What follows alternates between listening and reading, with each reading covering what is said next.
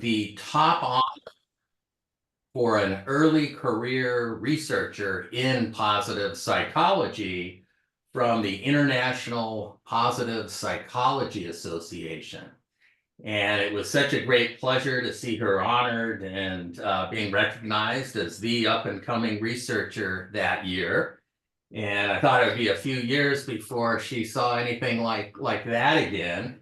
And the very next year, the Templeton Foundation honored her with one of the largest research awards we've seen in a long time, which is 1.7 million US dollars to study love across the world in a whole number of countries. And you'll see tonight, she's so passionate about her work, about happiness, about positive psychology. And sure hope you've had a lot of coffee, because I know this is not your favorite time of day. But thank you so much for being here with us. And let's give her a warm welcome. Thank you, Professor Heshmati. It's all yours. Thank you so much for that, just humbling introduction. Stuart always, gives great introductions, which brings up the expectations. So I'll try to make sure that I do meet that expectation. But it's such a pleasure being here with you all, especially with an international audience, where I'm truly passionate about just kind of taking the perspective of culture and context in the study of different phenomenon in positive psychology. And I think kind of talking with you all, and I hope that my talk will kind of lead to us all talking together around the concepts of positive emotions and love that I'll be introducing today, so that I can also learn from you, and I can also kind of take your perspectives and really understand these phenomena from different cultural lenses that you all afford. So I'll start sharing my screen so that I can start my slides. All right. Hopefully you can all see the slide. Yes. Okay. Yes. Fantastic. All righty. Okay, so today I'm here to talk to you about the power of positive emotions and love. I'm a researcher and a psychologist fascinated by how our emotional lives shape how we grow and connect. So much of my work and my curiosity centers around this question of what is it that connects us? And one answer that keeps on emerging across studies, across disciplines, and across cultures is emotion. But not just any emotion, positive emotions specifically. And I'm here to talk to you about the power of positive emotions and one particular supreme emotion, that's love. Okay, I'm trying to navigate your beautiful faces on my screen. All right, there we go. Okay. So picture this, and feel free to close your eyes if you feel comfortable. You're walking outside, not thinking of much, when suddenly you catch a glimpse of the sky. Bright orange with lavender streaks, and the sun is setting. You stop, you feel your chest expand, you're awestruck. And for that moment, nothing else matters. That's not just a pretty sunset, that's a shift in your physiology.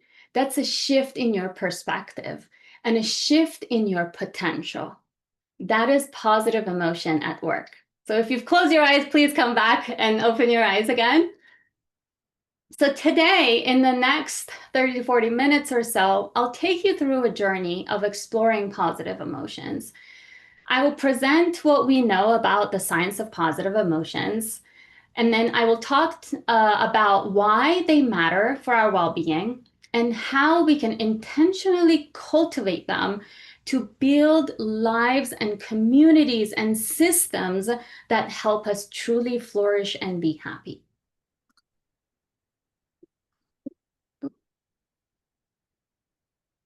So, what are emotions? Think of emotions as these internal compasses. They quickly orient you toward what matters the most. Emotions are multi component responses to the stimuli around us. They are brief in duration. They are triggered by relevance to the goals that we have, to our identity, as well as our values and culture. They're also adaptive. They help you respond to the opportunities as well as the threats that come at you in your life. Let's take a moment to understand what makes emotions and why they are so powerful in shaping our behavior and connection with others. There are four core components that researchers generally agree that define an emotional experience. First, there is the subjective experience, basically how it feels inside. Then we have a physiological response, like changes in your heart rate or arousal. Third, we have a cognitive appraisal. So, how we actually interpret what's happening in front of us. And finally, the action tendencies, what the emotion motivates us to do in action. So, each emotion engages both our mind and body and prepares us to respond to stimuli. Emotions have fascinated psychologists for decades, and there's still a debate. Are emotions in our genes? Are they in our thoughts? Or are they a matter of our culture?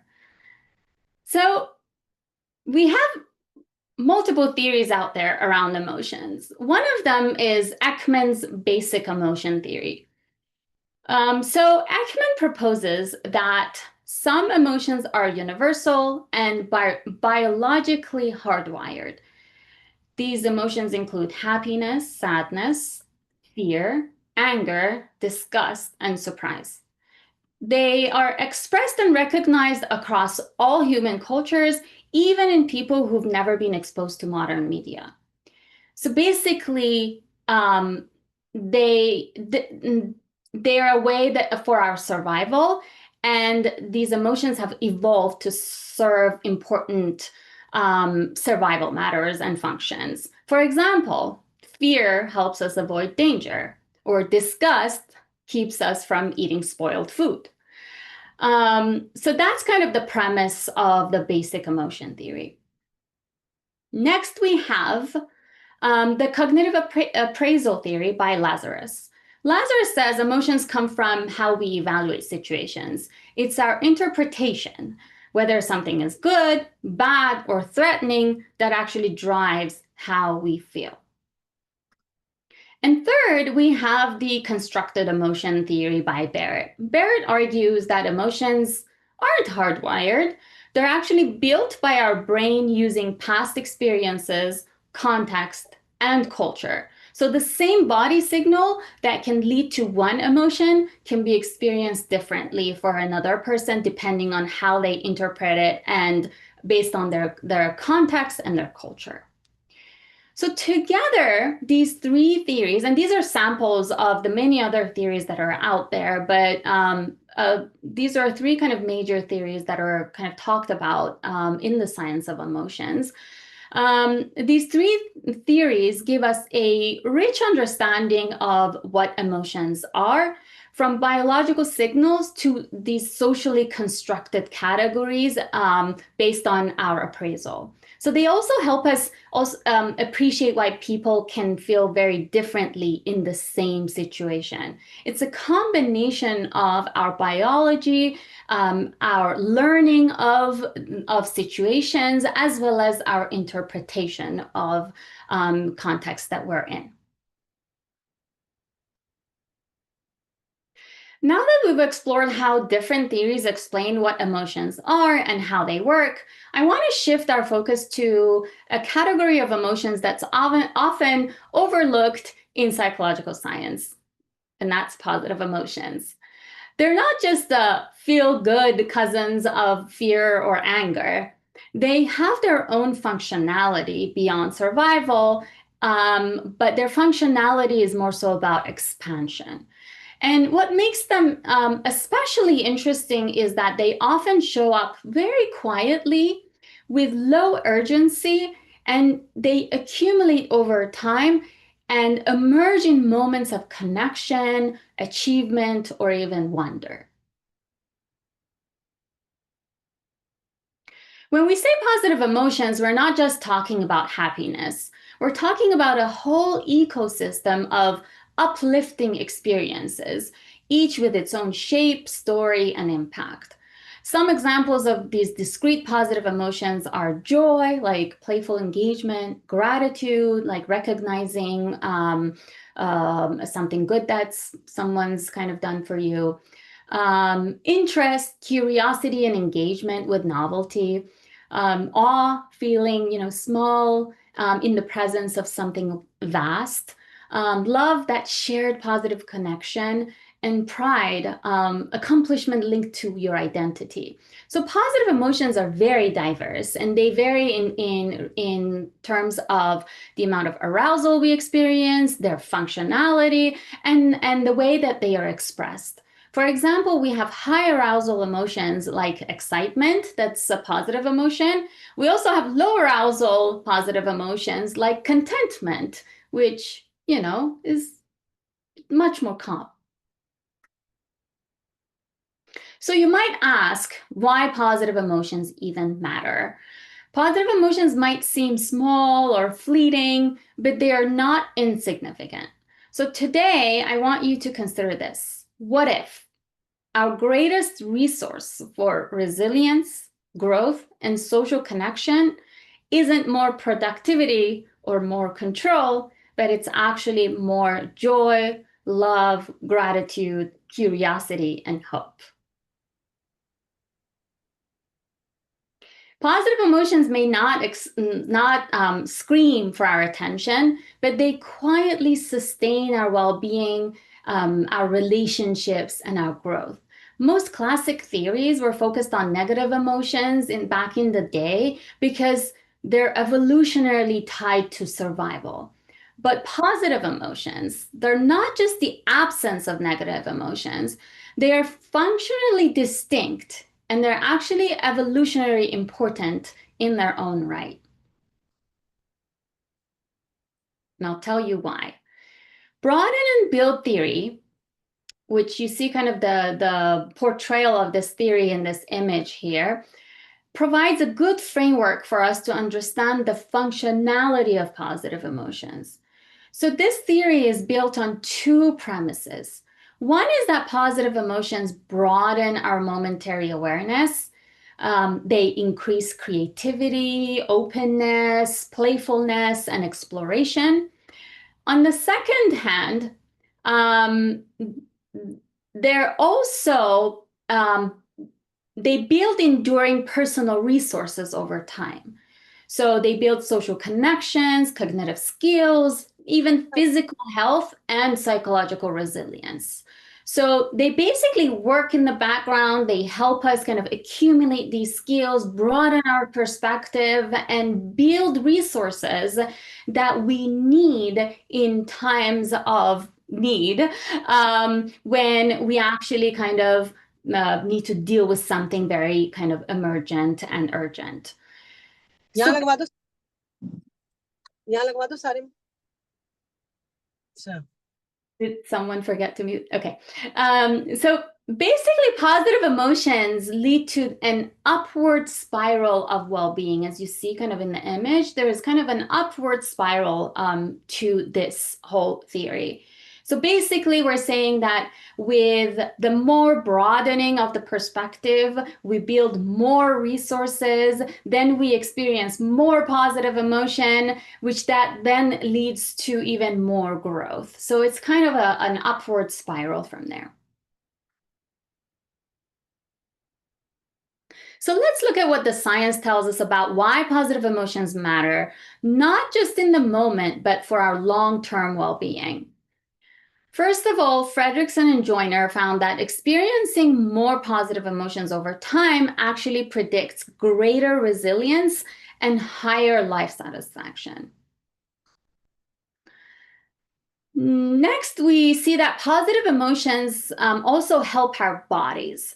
Togati and Fredrickson found that positive emotions buffer the effects of stress and promote faster physiological recovery, like lowering our heart rate and blood pressure after a stressful event.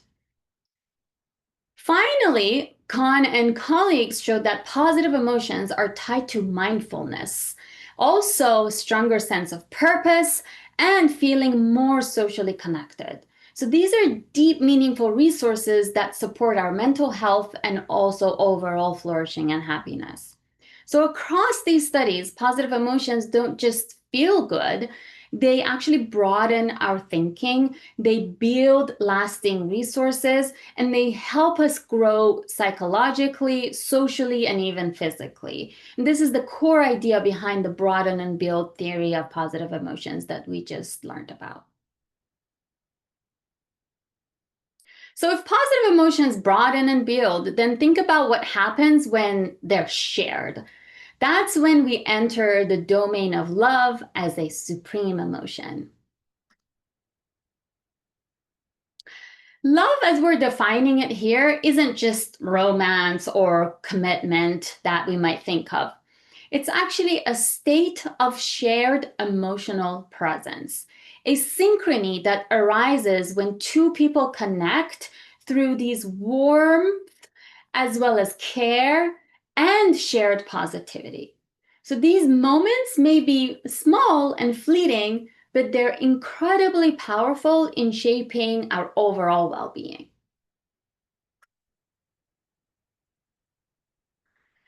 When we talk about love, we often treat it as a steady state. You're basically either in love or you're out of love. That's how we typically talk about it.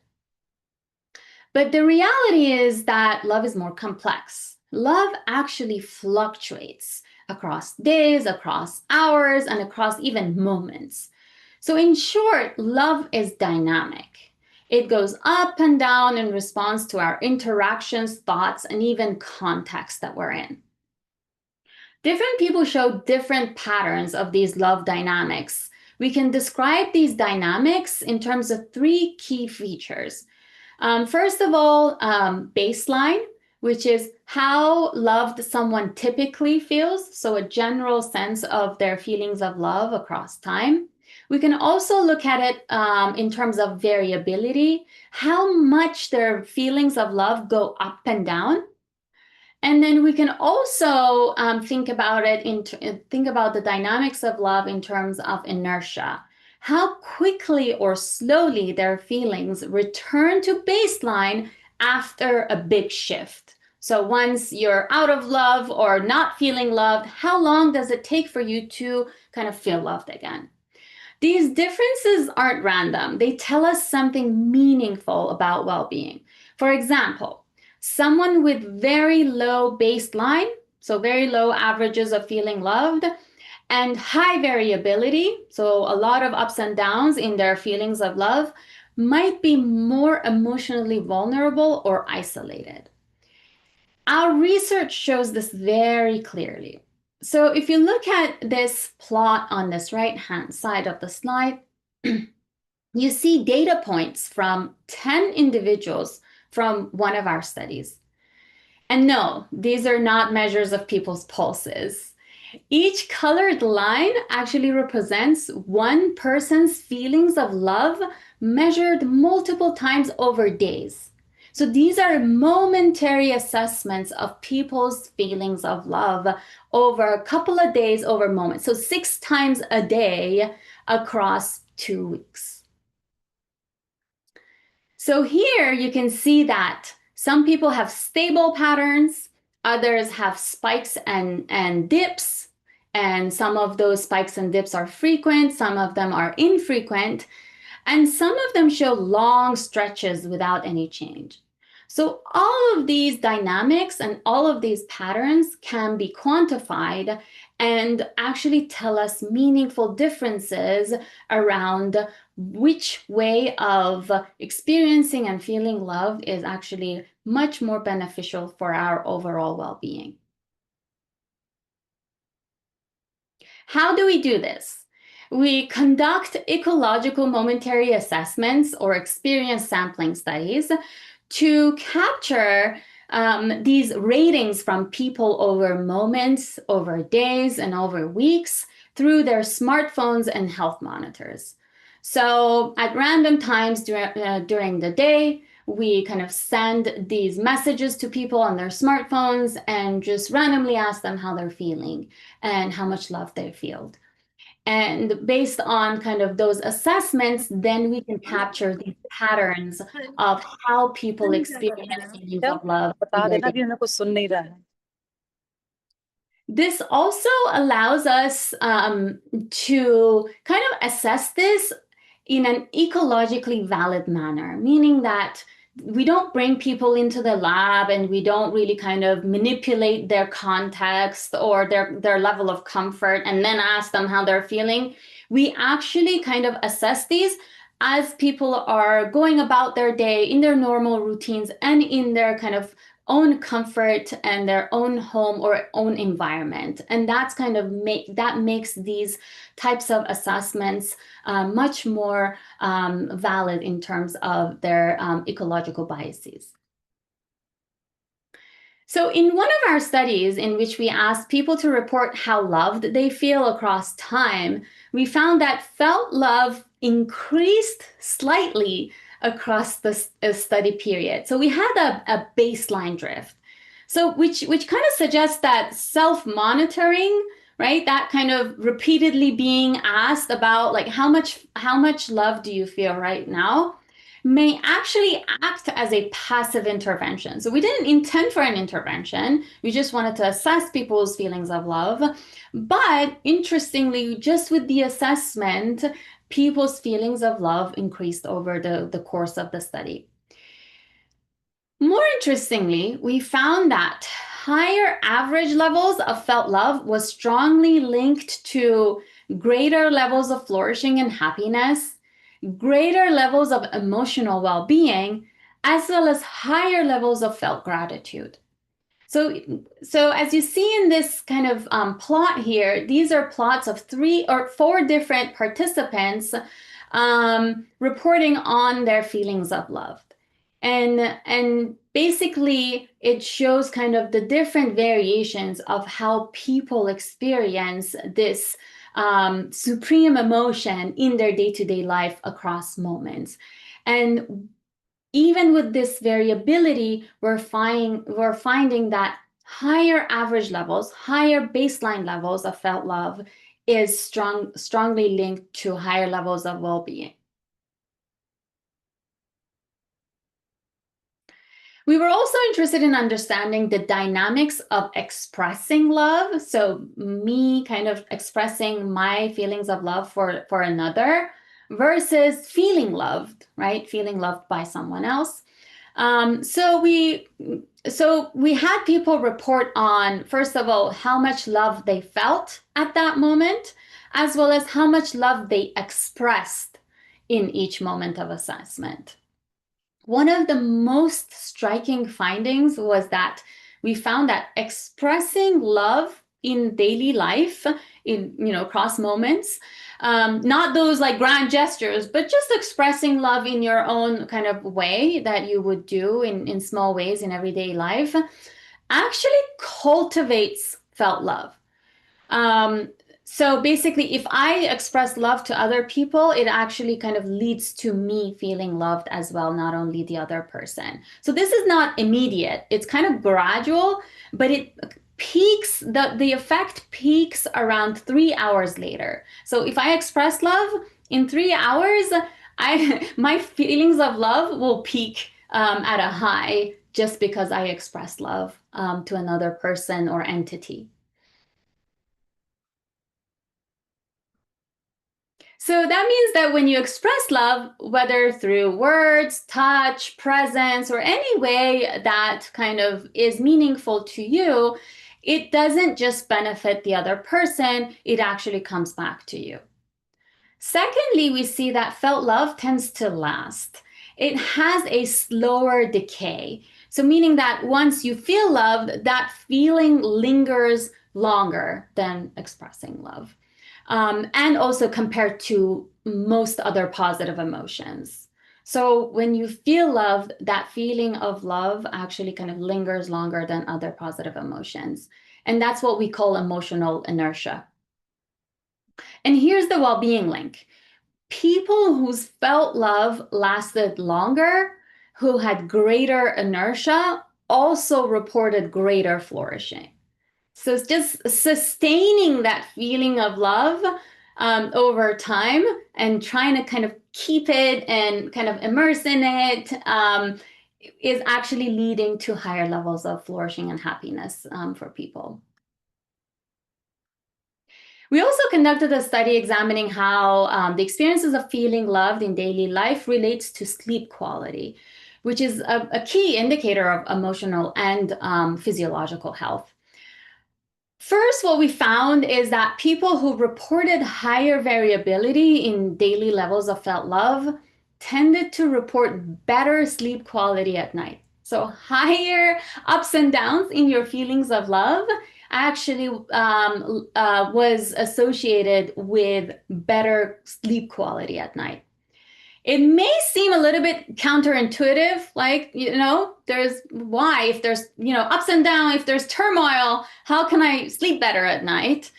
But it actually suggests that being emotionally engaged and responding flexibly to your surroundings and to the connections around you may actually support that restorative sleep.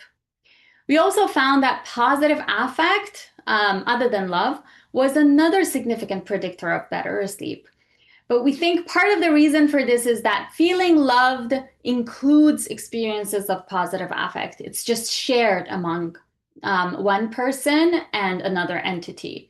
And that reduces stress, which contributes to a greater sense of safety, which all of this then contributes to a healthy sleep.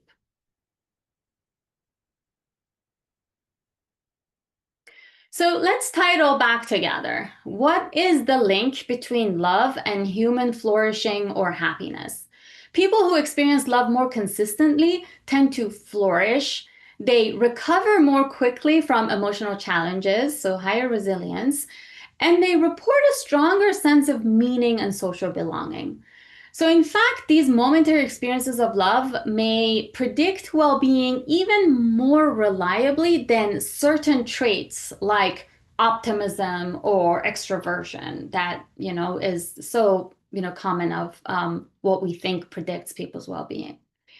And perhaps most importantly, just paying attention to these moments, savoring these moments, these loving moments, immersing yourself in the feeling of love and being aware of those feelings of love may increase these powerful experiences. So now that we know that everyday loving moments support flourishing, the next question is, what kinds of experiences actually make people feel loved? We often think love is deeply personal, and it is, but it also follows cultural patterns. That is, people within the same society often agree on what love looks like in their daily life. And our research explores this shared understanding by asking, are there specific moments that most people in a culture recognize as loving? We adopt an approach called cultural consensus theory, or CCT, and CCT gives us a way to study shared cultural beliefs empirically and not just conceptually. So CCT assumes that knowledge is distributed across individuals and that people collectively hold a shared cultural schema. The model actually helps us ask questions like, do people agree on what love looks like? If so, what does that shared schemata consist of? and how confident is each person in their alignment with that model. This is particularly suitable to study love across cultures. So we started this research in the United States and the general population of the US as a culture. We asked people how much they agreed or disagreed on various daily scenarios that had the potential of making people feel loved. So instead of us kind of going into a culture and telling them what we as scientists, based on our theoretical perspectives, think is loving and what we think is not loving, we go to the culture, we go to the people, and we kind of ask them to see if they all have a shared belief, a cognitive schemata that represents their understanding of what is loving and what is not loving. So here you're seeing the results from the US sample. This is a representative sample of the United States. And what we found was a clear cultural consensus around which kinds of experiences are agreed upon as loving and which ones are not. So if you look at this green box, you'll see that we found supportive and compassionate behaviors, things like someone showing care during hard times, or a child snuggling up to them, or even a pet being excited to see them when they get home, were overwhelmingly endorsed and agreed as signals of felt love among American people. On the other hand, in the red box, you'll see some controlling or possessive behaviors. So these types of behaviors, even when framed as protective, they were highly agreed upon as non-loving for the population in the United States. So these items include someone insisting on knowing where they are at all times or telling them what is best for them. So what this tells us is that in the US, love is closely tied to emotional presence, warmth, and autonomy. People want to feel seen and supported, but on the other hand, they don't like to be managed or controlled. It's also important to note that these moments are often mundane, everyday life interactions, and they're not those big, dramatic, romantic gestures that you might expect or that we kind of represent as gestures of love, for example, in days like Valentine's Day. Things like checking in, being there when someone's struggling, these are kind of what reliably communicate love to most people in this cultural context. So we then looked at responses from immigrants in the United States, and what we found was interesting because overall, immigrants and the general U.S. population showed a lot of similarities, and especially around kind of themes like care, compassion, and connection. But some differences also emerged. So if you look at this box at the bottom, the item someone insists on spending all their time with you, which was agreed upon as non-loving by the US population, was now agreed upon as loving by immigrants in the US, which may reflect cultural differences in how these types of behaviors are interpreted. While these types of actions are viewed as controlling in the West, and specifically in the US dominant culture, with many non-Western cultures, closeness and togetherness, even if it's insistence on too much of it, is viewed as signs of devotion and care. We also saw a reversal with the scenario, they hear or sing their country's national anthem. The general US population agreed that it was loving, which might be perhaps tied to pride or belonging, but immigrants actually did not see it as loving.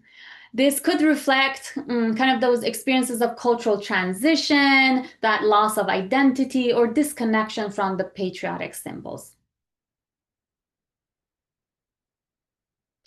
So building on our foundational work, we have recently launched a large-scale cross-cultural study to deepen our understanding of how love is conceptualized, felt, and expressed across the world, which the John Templeton Foundation has graciously funded. This is a 5-year project spanning 6 countries, Spain, Brazil, Japan, India, Saudi Arabia, and Kenya, which were chosen to reflect the distinct cultural, linguistic, religious, and relational traditions that they represent. Our aim is to examine both the universal models of love as well as the unique local and cultural expressions of love using the CCT technique that we've adopted in other studies. All right, so far we've explored the science of positive emotions and how they broaden and build and culminate in powerful moments like love. But now in this final section, I want to show how everything we've talked about comes together to form flourishing and happy communities. Emotions don't just belong to individuals. We're all clear about that. They're social signals. And the ones that we share, like joy and gratitude, are the building blocks of human connection. In other words, connection is that context or soil in which positive emotions grow and expand. And communities can be built through that shared joy, gratitude, and compassion and storytelling among people. In fact, research has shown that positive emotions, when experienced in connection with others, are more frequent, they're more intense, and they're more enduring. So sharing positive emotions with others is kind of the key for a boost in your flourishing. Connections don't just happen automatically. We can intentionally cultivate them. There are concrete research-backed practices that help us strengthen emotional connection in our relationships, in our classrooms, workplaces, or even communities. One of these is called capitalization, the practice of responding with real enthusiasm when someone actually shares some good news with you. We've talked about being there with people in hard times, but it's also important to be there for people when they share good news with you. So it sounds very simple, but how we actually react to others' sense of joy either deepens those connections or quietly shuts them down. We also know that rituals of appreciation, things like structured gratitude, sharing what went well with someone else, or just daily check-ins can anchor relationships in shared positive emotions. And these rituals kind of help make love and recognition visible among people. And at the foundation of all of this is emotional safety. Researchers have shown that people can't be vulnerable or expressive unless they feel safe, both psychologically and emotionally. So that means creating environments where feelings are welcomed, they're not judged, and where it's safe to show up as your full self is really important. So if we want well-being that lasts, we need to start it in our communities. Research has demonstrated that communities with higher levels of social connectedness report greater well-being and lower psychological distress. We've also found that shared positive emotion brings about cohesion, purpose, and resilience, specifically in groups. And relationships that are shaped by emotional connection and support, they're good for recovery from trauma and also buffer against adverse challenges. Okay, so I want to make this more interactive at this point. So I've kind of created this word cloud activity. So if you can scan this QR code or use this link to join, there's a prompt that asks you, in your culture or daily life, what are the small everyday moments when people most often feel loved? So you have limitations in terms of how many words you can enter per prompt. So make it few short words or a few like short phrases, and just kind of tell us what you think that makes people feel loved in your culture and in your kind of communities.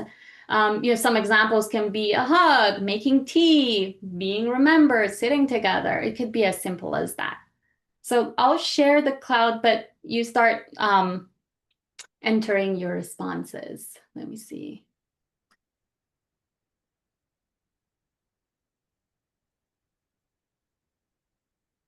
Let me.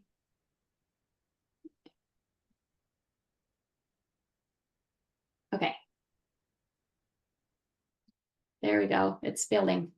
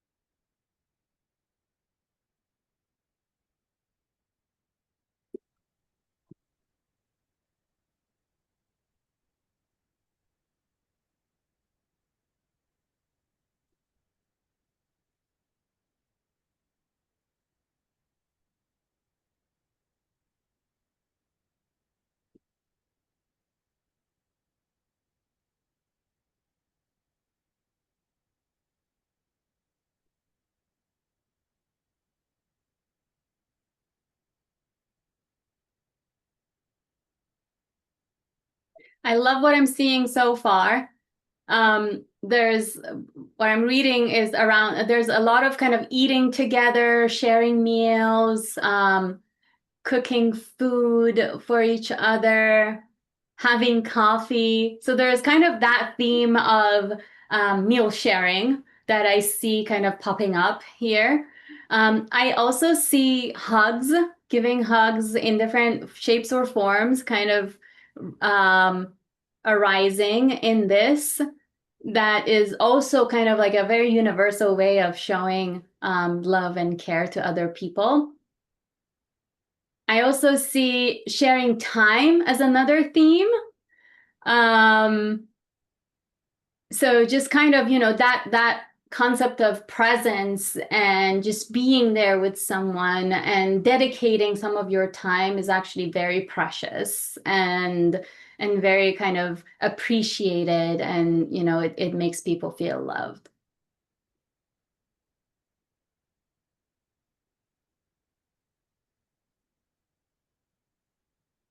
This is great. All right, I'm going to stop this for a second and thank you all for sharing your thoughts. And I'm going to keep this, and I might actually, if you want to continue contributing, please do, because this is going to be live, and I can kind of share this later with you all as it kind of fills up. But just for the sake of time, I'm going to now kind of have us have a little bit of a discussion around these kind of rich contributions that you all had. So would anyone like to share kind of the story behind a word or phrase that they submitted?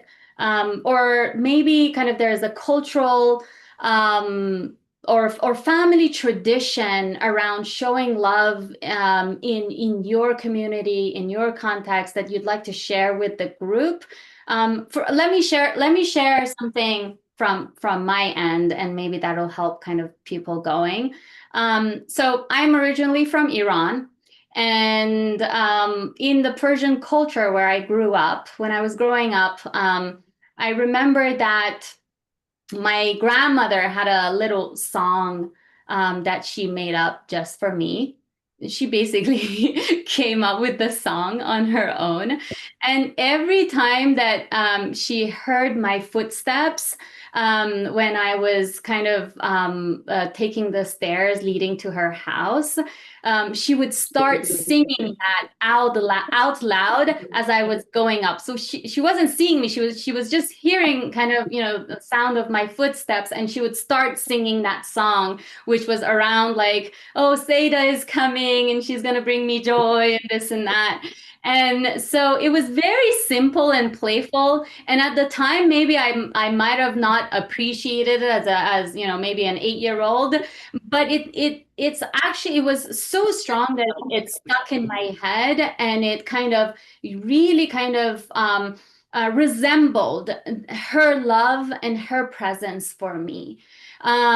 So that song really told me without question that I was seen, I was welcomed, and I was cherished.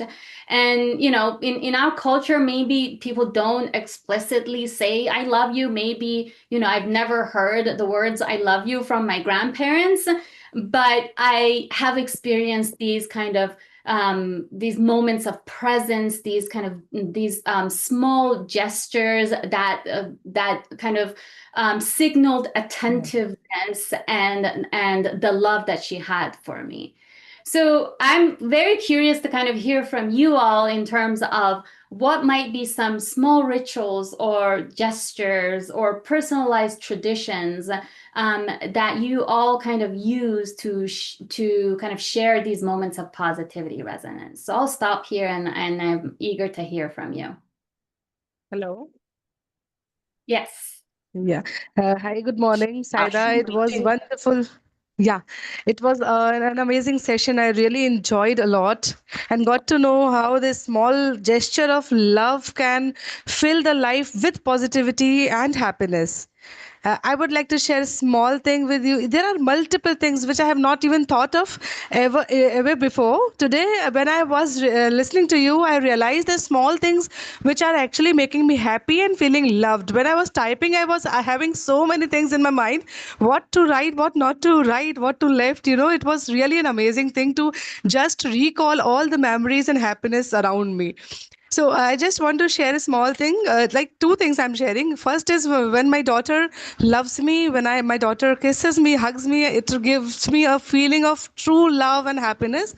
And second is when my former principal, acknowledged me in public for the work I have done for the institution and the things I have, marked for the success in the NAC assessment.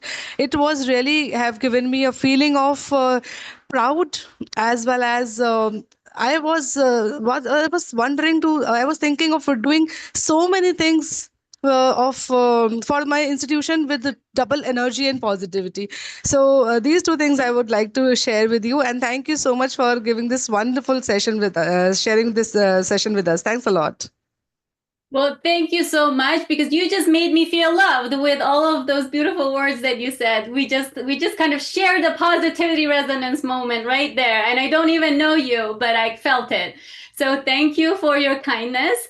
And I love what you brought up, because a lot of the themes that you brought up are very universal, because we're also seeing that, a child coming up to a person and hugging and kind of appreciating and spending time with, their parents or their caregivers is one of those very highly rated scenarios that people agree upon as loving. So this kind of, this parenthood and child-parent relationship and the realness of it, the genuineness of it is real, and people feel it and people acknowledge it as loving. So that's great. And also the acknowledgement of achievements. It's been interesting that we've just started our kind of cross-cultural assessment, and we found that as a theme that came up in Spain as well. So Spain was the first country that we went to kind of study this. We're going to other countries, so we're very kind of excited to see how this kind of, replicates, or we see the unique patterns experience in other countries. But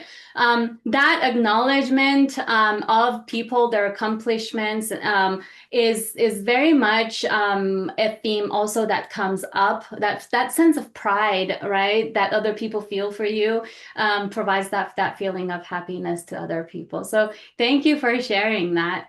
I want to kind of make sure that we hear from other people as well. Anyone else who wants to share? Yes, please. Thank you so much for this wonderful presentation.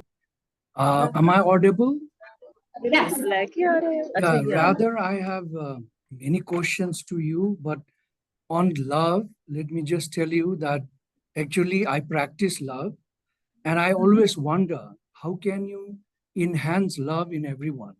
So my practice is very simple that whoever I see, I do not judge them. I look at them and send my love to everyone. That's how I practice myself. But I don't know how can we help others to love themselves and to love others and to be, in that frame of love, so called. Because if love is the highest emotion, I disagree with Kohn et al. 2009 on the how to get positive, how to do we get the positive emotions. He talks about if you are emotionally positive, your mindfulness rises. I believe very strongly as a practitioner of mindfulness that if we are mindful, we are able to create positive emotions. So that's something that I would disagree with him. I don't know, it must be some, because how otherwise, how do you get to the positive emotions? What are the ways to get into positive emotions? Can there be an epigenic changes that can help us reconstruct our emotions? So what are the ways? We have learned that good emotions are very good for our flourishing and everything. But how do you raise those good emotions? Is the question that I had actually. Thank you. Yeah, thank you. Thank you for listening and for your great questions. There's a lot to unpack there, but I can tell you that first of all, there's a lot of cultural differences that in a lot of these kind of studies that we look at, they're not kind of considered or acknowledged, right? So a lot of these research has been done in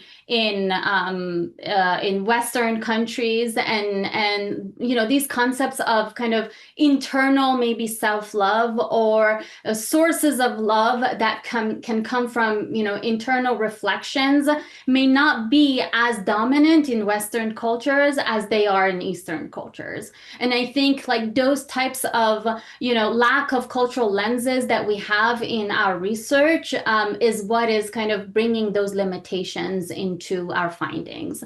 But and what we see in the more Western kind of research on love is more of getting these types of feelings from external sources, right? Kind of again this sense of capitalization is basically you kind of being acknowledged or you being able to share your positive emotions, your accomplishments with someone else, and another person reciprocating that feeling with you, right? So there's a lot of kind of aspects that can contribute to someone experiencing positive emotions that can be both, again, internal or external, but it depends on what the researcher kind of uses to study that.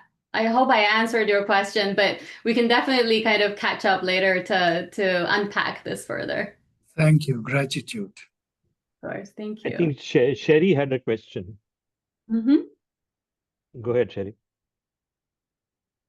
I just wanted to tell you that I thought a lot about this when you were talking, and how when my children come, they expect me when they leave to kiss them on the forehead. And I never thought about it that that's a ritual for us. That's a way of me showing them that I love them. One of my daughter's friends the other day said to me, I wish that you would kiss me in the forehead. So when she was leaving, I did. And she got very excited. And I didn't realize how much that means to them. That is beautiful. Until tonight. Thank you. I actually got goosebumps as you were kind of explaining that because I totally felt it. Yes, and you know what? And it's kind of also, when you say ritual, I love that because it's also the repetition of these types of behaviors that kind of accumulate over time and that Uh-huh. contribute to that kind of more overarching well-being and And flourishing. now And my daughter's doing it to her daughter. So there you go. it just carrying on. Thank you. Of course. Thank you for sharing. I'm in Akshmi Ghosh Kundu, just listening to your session, and I would like to thank you that you have remembered your grandma. It also made me remembered my grandma also listening to your experience. What I can recollect, it was a ritual that she imposed on me. Every time I went for examination and used to like visit her, she used to stay with me. She offered a japa mantra, her mantra. She used to put her hands on my head for 5 minutes, and this continued for many years. So, what became as a reflex for me before going for the examination, I used to go to her and say, "Won't you do the japa on my head?" And it was a belief that came on me that if my dadi would offer japa, my examination will be good. I can secure good marks, and I have started doing it for my daughters also. They also come to me and say, "Ma, won't you offer this japa?" And that was a positive thing that your sharing memory of your grandma remembered me. Thank you so much for the session.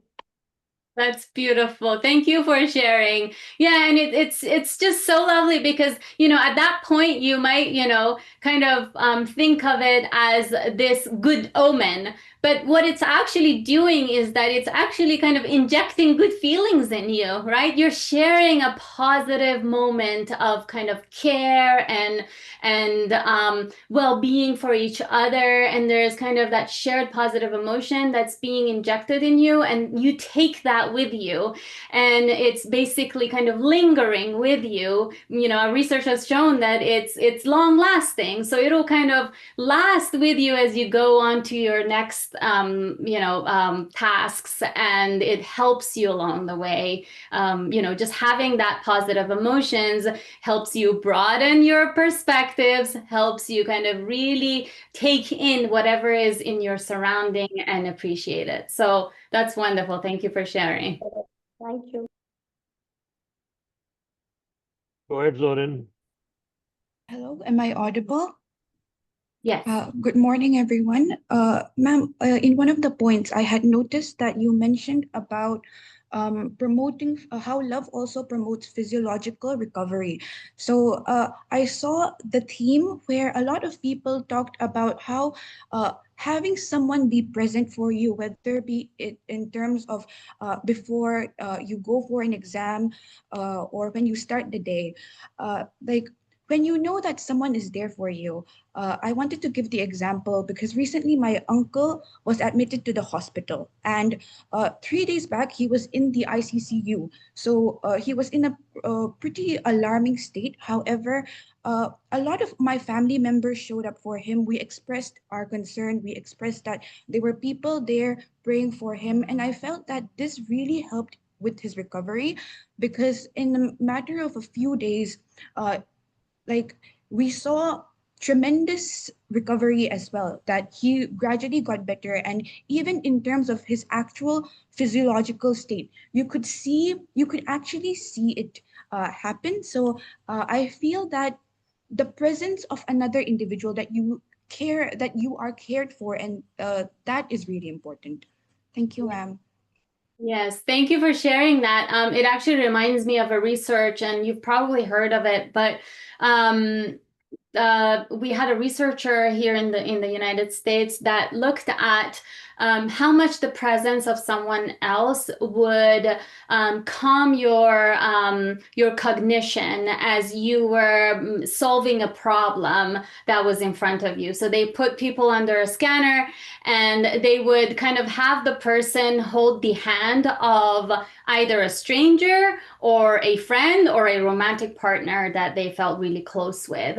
and then they kind of had them solve a difficult problem, like a math problem. And so they kind of realized that when you're holding someone that you feel safe with and you feel close to, actually lowers kind of that cognitive load that was shown in the brain scans. So it physiologically impacts you when when you feel connected to someone that you feel safe with.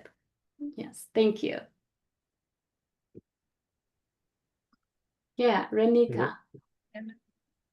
Yeah, hi, ma'am. So it's a very nice session. Sharing of positivity. I'm basically from a northeastern part of India, and there's a culture of ours where in India there's mostly the menstrual cycle is taken as a impurity, but then in our culture it is a festival. So whenever there's a girl who gets the first menstrual cycle, it's a festival, and it is completely celebrated within the women's, but it is taken so positively where I think, and because I have been now traveling, and also I've taking classes of happiness, like mindfulness and happiness and social psychological happiness for the students here in the institution.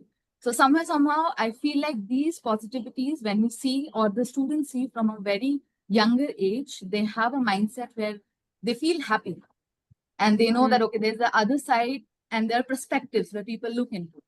Somehow your session has put that a plus point where, we got to know a lot of things, and I know that I can teach more of positive psychology to the students. Thank you so much. That's amazing. It goes back to that sense of community, right? Like these kind of felt kind of positive emotions and love are only meaningful when you're with others, right? And kind of once it's actually applied to a community, it has this kind of profound and more enduring impact on you. So when you're with a group of people that you share the same rituals and you're celebrating something, or if you're with a group of students that you're educating, but you have this shared experience with, you kind of experience these types of emotions more profoundly and more in a more enduring way. Thank you so much. Yeah, I think we can take one last question by Professor Rupashri. Please go Yeah, ahead. yeah. So I was about to ask if we have time. Thank you. So I'll be very quick. Three things, Saida. First of all, reading your papers and connecting you personally is really, really different. So we are really feeling loved. Love to hear you here. The second thing is, as you said, maybe it has a cultural connection. That's why I'm telling you, like some experience. So when, again, I'm not sure whether expectations have anything to do with feeling loved. For example, if you are expecting something and you are getting from somebody else, you feel more loved than not expecting and getting it. I'm not sure, maybe research you can only tell us. But my experience again, for example, if I have really got up early and made a very good food for my family, and my family is eating it and just acknowledging, the food is tasty, that itself makes me feel loved. But at the same time, if I don't get any response and people just come and eat and go, then probably I feel, oh my God, I spend so much time and maybe I'm not loved, right? Same thing also applies in a professional setting. When I have spent so much of time to do a lot of things which are not in my so-called job role, like maybe administrative responsibilities and all, and if my higher authorities or peers do not acknowledge it, then I feel really not loved. And if they really acknowledge that, okay, Rupa, along with the teaching and research, has contributed to something good, I feel loved. So again, I'm not sure whether it has a cultural connotation, but I just wanted to share my experience. Thank you. Yes, thank you so much for bringing that point up, because it actually kind of touches on another aspect of the research I've done, is that we've kind of actually assessed to see if someone's kind of own beliefs about love for themselves. So let's say I have these beliefs around, these types of behaviors in daily life make me feel loved. But then the culture that I'm living in, let's say, has a different set of shared beliefs. And if these two sets of beliefs don't align, they actually contribute to lower levels of well-being on me. Right. So that's kind of one of the major reasons why we're doing this this kind of cross-cultural research, is not only we're trying to kind of align people's kind of shared beliefs with their own culture, but we're also trying to connect people from different cultures to be able to communicate love in a way that the other kind of culture also it resonates with them, right? So if I kind of come from a culture that has these certain shared beliefs around love, but I go to another culture that their shared beliefs are different, then I will not be able to connect with them in a loving way because I don't know their language, right? I don't know how they kind of experience and believe and feel loved. And so what we're trying to do is really kind of understand what is universal. So there are aspects that are universal, that every person in every culture is probably going to feel loved by maybe a simple kind of hug, right? That we're also not sure yet, because some cultures don't invite hugs. But there are also very culturally specific aspects. And culture, again, can be a whole nation. Culture can be your family, right? So culture can be any groups of people that share certain kind of schemata around a notion. So if, let's say that your kind of sets of beliefs and your behaviors, if they align with what is kind of communicated to you, then you will feel loved. If they don't align, you won't feel loved.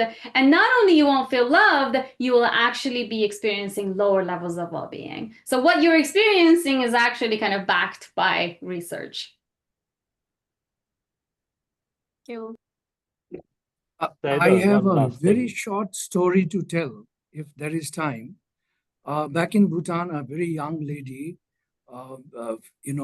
sister of my colleague, was in the hospital. She was totally hospitalized, and she had a problem with her spine here. She couldn't speak, she couldn't move. And then I went to her because I knew her. I went to her and talked to her. The doctor said she could maybe listen, but she can't speak. So I assured her so much that she was required back to come to, to herself, because she's loved by everybody. Everybody is missing. If anything happens to you, what's going to happen to the rest of all of us and her relations and so forth and so forth. And then I kept on doing this for a couple of days, and you'll not believe she came back to life again. Wow. Thank you. That's very powerful. And I love that we're ending with that story, because that was very powerful. Saida, you'll end with my little question. Okay. You mentioned that when you express love, then the echo comes back to you in a peak and after 3 hours. Did I hear that right? Yeah. I love you, Saida.